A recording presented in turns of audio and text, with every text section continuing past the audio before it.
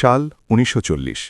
পকেটে মাত্র ১৭ টাকা নিয়ে ১১ বছর বয়সী এক বালক তার ভাগ্যের সন্ধানে বাড়ি থেকে বের হয়েছিল।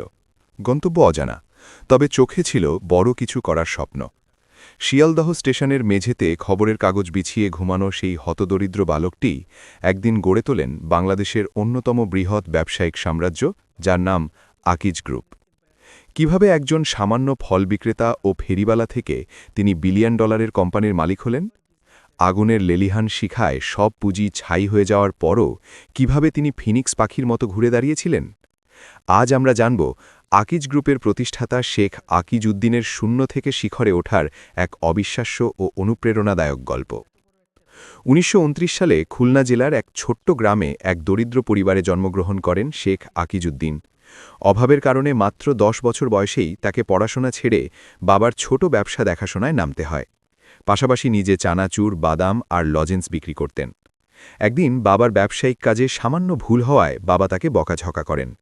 জেদি ও আত্মপ্রত্যয়ী আকিজ সিদ্ধান্ত নেন তিনি নিজের পায়ে দাঁড়াবেন। মাত্র ১১ বছর বয়সে বাড়ি ছেড়ে তৎকালীন সমৃদ্ধ নগরী কলকাতার উদ্দেশ্যে রওনা দেন তিনি।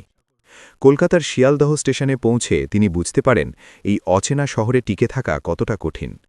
টাকার অভাবে ছাতু খেয়ে দিন কাটাতে থাকেন। একদিন এক কমলা বিক্রেতাকে নিলামে কমলা বিক্রি করতে দেখে তিনি এগিয়ে যান।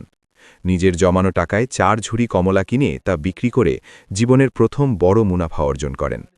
তার ব্যবসায়িক ডেডিকেশন দেখে রাস্তার পাশের এক হোটেল মালিক তাকে মাত্র ১ আনার বিনিময়ে থাকা খাবার সুযোগ দেন। আকিজ উদ্দিন কখনোই এক জায়গায় থেমে থাকার মানুষ ছিলেন না।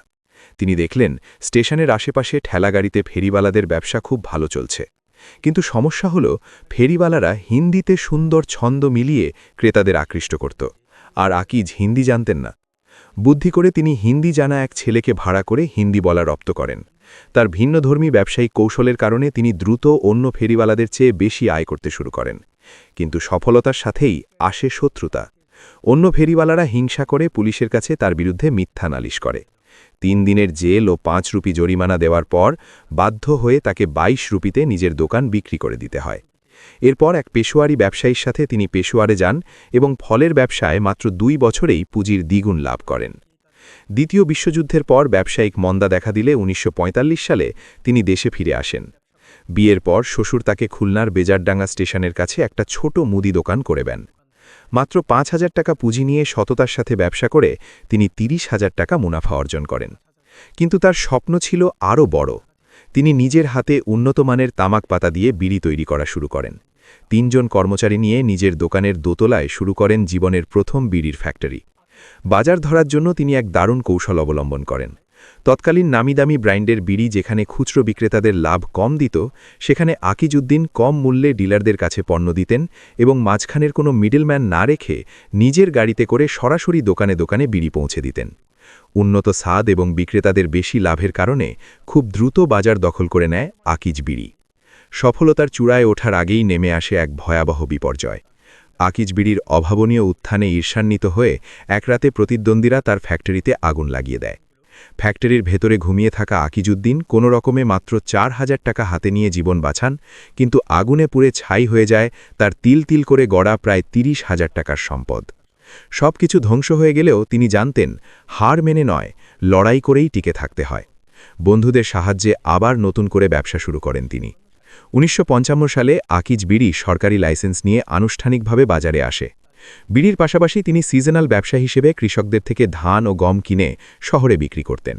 এই সততা দেখে ক্রিসেন্ট জুট মিলের এক পাট ব্যবসায়ী তাকে পাট সরবরাহের দায়িত্ব দেন। পাটের ব্যবসায় অবিশ্বাস্য লাভ করেন আকিজ উদ্দিন। ১৯৫৬ সালে মাত্র ২৭ বছর বয়সে তিনি হয়ে ওঠেন একজন প্রতিষ্ঠিত তরুণ শিল্পপতি। ১৯৬০ সালে যশোরের নাভারণ বাজারে ২০ বিঘা জমির উপর বিশাল ফ্যাক্টরি গড়ে তোলেন। ১৯৬৫ সালে ভারত-পাকিস্তান যুদ্ধের পর যখন ভারতীয় পণ্যের সংকট দেখা দেয়, তখন তিনি ভারতে চলে যাওয়া হিন্দু পরিবারগুলোর ফেলে যাওয়া গৃহস্থালির জিনিসপত্র ন্যায্য মূল্যে কিনে তা বিক্রি করে প্রায় ১৫ লাখ টাকা আয় করেন। ঢাকার মার্কেট ধরার জন্য আকিজ উদ্দিন এক সুদূর প্রসারী পরিকল্পনা করেন। তিনি দেখলেন ঢাকার বিখ্যাত ব্র্যান্ডগুলোর চেয়ে তার তামাকের মান অনেক ভালো। তিনি সরাসরি ঢাকায় বিড়ি পাঠানো শুরু করেন। প্রচারণার জন্য তার কাভার্ড ভ্যানের ২ পাশে বড় বড় পোস্টার লাগান, যা যশোর থেকে ঢাকা যাওয়ার পথে দারুণ মার্কেটিংয়ের কাজ করত। 1976 সালে তিনি রেডিওতে বিজ্ঞাপন দেন এবং পরবর্তীতে ৮৩ লাখ টাকা দিয়ে ঢাকার টোব্যাকো ইন্ডাস্ট্রিজ লিমিটেড কিনে নেন। এরপর তাকে আর পিছনে ফিরে তাকাতে হয়নি।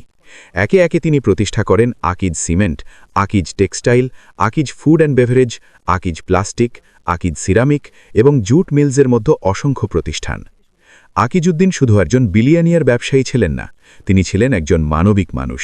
সমাজকে কিছু ফিরিয়ে দেওয়ার তাগিদে তিনি অসংখ্য স্কুল, কলেজ, মসজিদ ও হাসপাতাল গড়েছেন। গরিব শিক্ষার্থীর পড়াশোনার খরচ জুগিয়েছেন নিভৃতে। ২০০৬ সালে এই মহান উদ্যোক্তা পৃথিবী থেকে বিদায় নেন, কিন্তু রেখে যান সততা, মেধা আর অমানসিক পরিশ্রমের এক অমর কীর্তি। যে ছেলেটি একদিন শিয়ালদহ স্টেশনে খবরের কাগজ বিছিয়ে ঘুমাত, আজ তার প্রতিষ্ঠিত কোম্পানিতে কাজ করছেন ৫০,০০০-এরও বেশি মানুষ। প্রতি বছর দেশের সর্বোচ্চ করদাতাদের তালিকায় থাকে আকিজ গ্রুপের নাম।